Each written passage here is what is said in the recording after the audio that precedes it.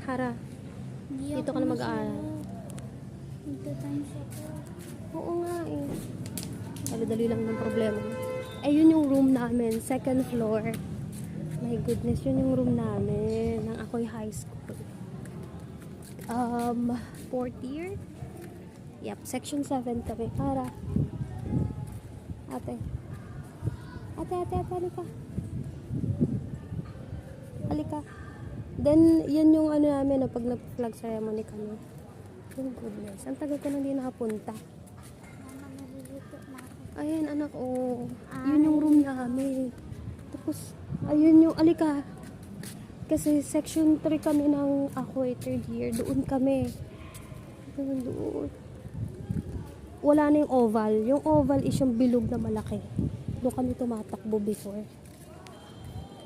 Wala na.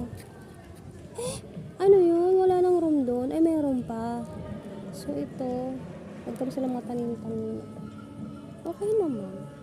Parang sumikip lang. Dati kasi sobrang luwag dito eh. Mama, ayoko na mabayad. Gusto ko na mag-times. Ayoko na.